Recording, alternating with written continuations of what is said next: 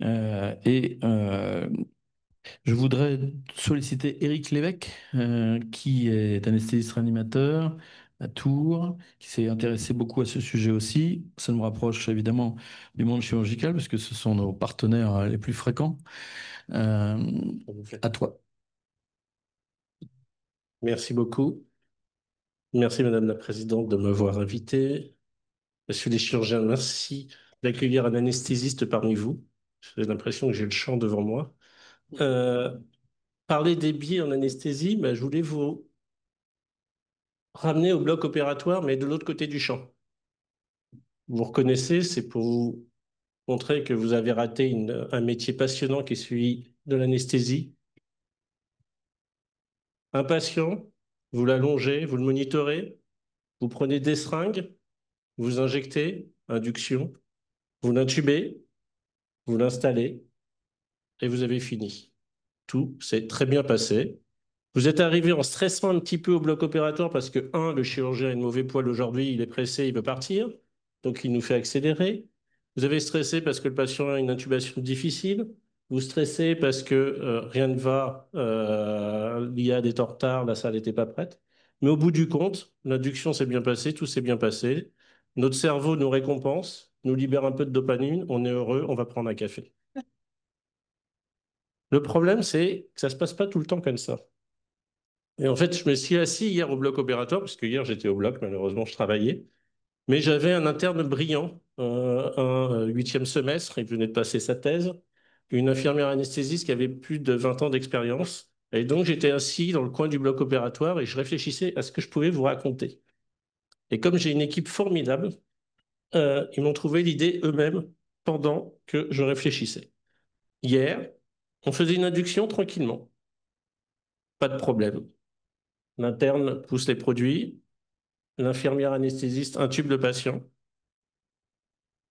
Elle a eu quelques difficultés, dit-elle, mais finalement, rien de particulier. Elle branche sur le respirateur et tombe sur une alarme apnée. Problème, grain de sable. Que se passe-t-il? L'interne prend la main, dit probablement intubation œsophagienne. L'IA dit ah oui, c'est vrai que j'ai eu du mal. Ça tourne en rond. Ils étaient à deux doigts d'extuber le patient. Et moi, assis dans mon coin, calmement, je leur dis réfléchissez. Pourquoi réfléchissez? Parce que moi, j'étais en retrait. Et qu'est-ce que je voyais? Je voyais deux choses. Pardon. Je voyais que le respirateur poussait.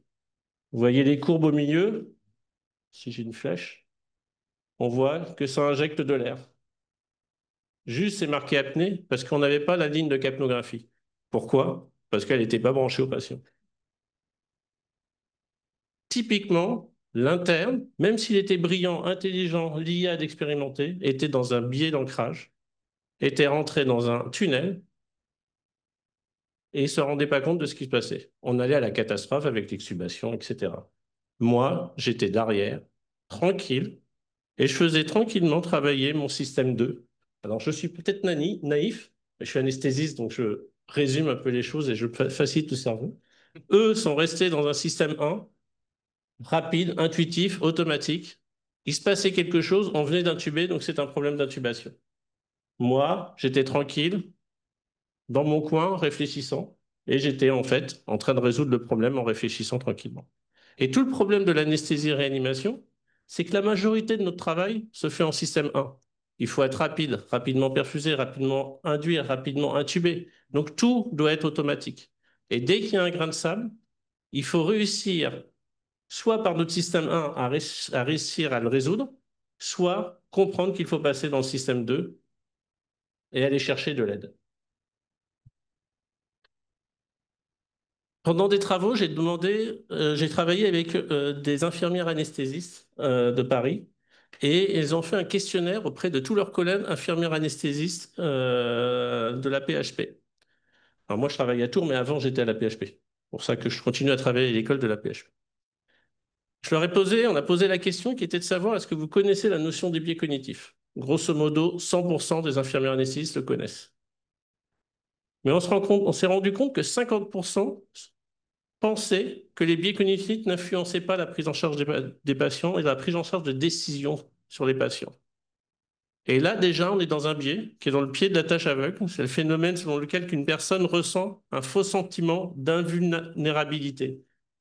Et là, clairement, la moitié des personnes savent, tout le monde sait qu'il y a des biais cognitifs, 50 pensent que ça impacte sur des erreurs de nos patients. Et ce qui est encore pire, c'est que 63% pensent ne l'avoir jamais rencontré l'effet tunnel. Exemple, hier, ils l'ont rencontré. Et je pense que c'est plus souvent, on le rencontre, mais on l'ignore. On ignore les biais, on ne les connaît pas. Donc, comme on ne les connaît pas, on ne dit pas qu'on les a rencontrés, on ne les apprend pas. Et c'est là où la place de l'organisation et la place de la formation est extrêmement importante. Dans ce travail, on avait également demandé si on définissait et on décrivait le biais, est-ce que vous le rencontrez? Et là, ce qui est bizarre, c'est qu'en définissant clairement les biais, les gens le rencontrent beaucoup plus souvent. Et dans pratiquement 60 à 90% des cas. Donc, il faut savoir décrire et expliquer ce que sont les biais et quel type de biais. En effet, il y a plus de 220 biais décrits. En anesthésie, on en rencontre souvent toujours les mêmes. Et c'est pour ça qu'il faut travailler sur cela. On a travaillé avec la Société française d'anesthésie-réanimation et le comité d'analyse et de maîtrise des risques, avec en association avec Groupe des facteurs humains, sur justement les facteurs humains en situation critique. Et les travaux ont porté sur 4 points. La communication au bloc opératoire, on en a déjà parlé et je pense que le pilote de ligne va nous en parler par la suite. L'organisation, et je vais vous montrer un travail qu'on va mener, qu'on est en cours de montage au CHU de Tours. L'environnement, et le professeur Jean Covici en a largement parlé, et la formation, j'en dirai peut-être un mot. Tout ça, tous ces champs ont pour un objectif, ce que je vous ai dit précédemment, c'est augmenter notre capacité à travailler en S1. Donc, c'est de l'expérience, c'est toutes les simulations, c'est les ateliers de débriefing, de briefing, les RMN, les CREX, etc. C'est identifier les moments où on doit mobiliser le S2. Et donc, c'est le travail en équipe. Et ça, j'insiste, le fait que je pense qu'on travaille beaucoup mieux en équipe que de façon individuelle. Et puis, pour le travail en équipe, ça permettra d'améliorer l'assistance en matière décisionnelle.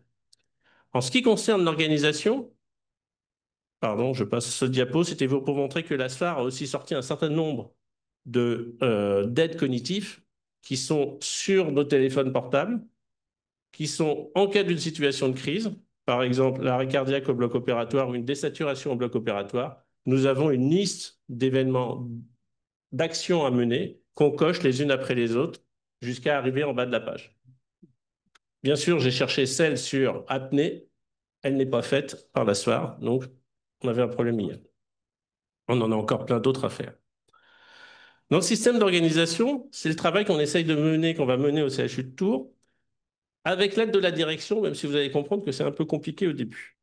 Le système français d'organisation des soins au bloc opératoire du côté anesthésie, et ça vous l'avez rencontré, c'est une infirmière anesthésiste par salle d'opération, avec un médecin anesthésiste pour 2 salles. Une salle quand la chirurgie est vraiment lourde, mais grosso modo pour 2 salles.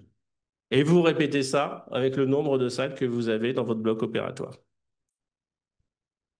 Quand un événement arrive dans une salle, qui court? Ben, les anesthésistes disponibles des 2 autres salles. Sauf qu'en France, celui qui est le médecin anesthésiste en salle, ça peut être un interne, plus souvent un docteur junior, plus exactement, un assistant, un PH, voire un PUPH. Hier, j'étais le PUPH. Si j'avais eu besoin d'aide, serait venu un assistant, un docteur junior. Là, il y avait un biais de hiérarchie. J'étais super heureux. Si je leur avais dit que c'était un bronchospace, ils m'auraient cru et on serait parti sur le bronchospace. Notre organisation n'est pas optimale. Quand on regarde le système anglo-saxon, et je vous ai mis un bloc opératoire avec une tour de contrôle, parce que l'idée est l'existence d'un superviseur. Le système anglo-saxon, c'est un médecin anesthésiste junior, docteur junior, un assistant par salle, et des infirmières anesthésistes qui viennent aider dans les salles. Et vous avez en plus un médecin superviseur qui gère les 6 salles. C'est pour ça que quand vous allez voir vos collègues anesthésistes dans les pays étrangers qui vous disent mais chez nous, ils ne veulent pas faire plus de 2 salles, combien tu gères de salles? Ils répondent ah ben moi je gère 6 salles. Ce qu'il oublie de vous dire, c'est qu'il a des médecins juniors dans chaque salle, ce que nous, on n'a pas. Donc, quand il se passe quelque chose, qui vient à la rescousse? L'infirmière anesthésiste, qui sont des deux infirmières anesthésistes disponibles, qui sont des aides techniques, et vous avez un superviseur qui est un médecin expérimenté, qui arrive toujours, et j'insiste, avec un scepticisme enthousiaste. C'est-à-dire qu'il ne croit pas à ce que dit le docteur junior, mais il est positif pour aller de l'avant avec lui, pour trouver une solution et avancer. Vous vous rendez bien compte que c'est un peu plus coûteux en personnel, mais est-ce que ça ne permet pas, un, de diminuer les biais cognitifs, deux, d'améliorer la relation entre le chirurgien et l'anesthésiste, puisque vous n'avez plus affaire en face de vous à une infirmière, mais systématiquement à un médecin. Le dialogue est beaucoup plus important et la communication sera probablement plus importante. Et troisièmement, le médecin superviseur, il peut également réguler les 6 salles de bloc opératoire, puisqu'on manque de personnel pour la régulation de nos salles d'intervention. Pourquoi pas proposer un tel schéma? Et c'est un travail qu'on va essayer de mener prochainement. Deuxième message que je pense extrêmement important, c'est la communication au bloc opératoire. Là, je vous ai montré un papier qui date de 2014 dans l'anesthésiologie, qui montrait les codes de communication d'un médecin anesthésiste. Il parle dans plus de la moitié des cas qu'à son infirmière anesthésiste. Il parle au chirurgien de façon peu fréquente, dans 20% des cas, et au reste du personnel, pratiquement jamais. Là, il y a un problème. 2014, c'est avant la mise en place des checklists. Probablement que ça a changé.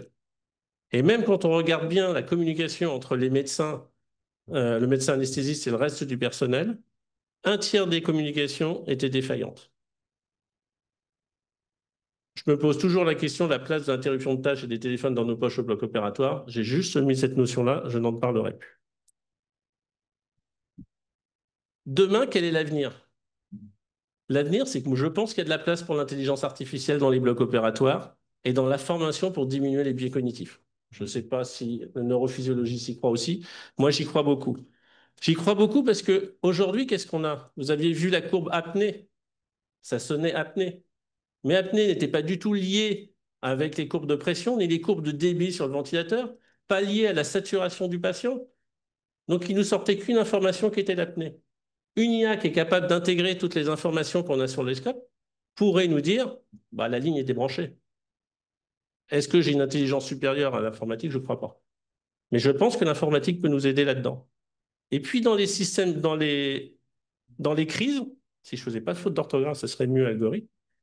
Dans les situations de crise, au lieu que ce soit nous qui regardions un téléphone pour cocher, est-ce que l'IA ne peut pas nous énumérer la checklist toute seule pour nous dire ce qu'on a fait pas bien?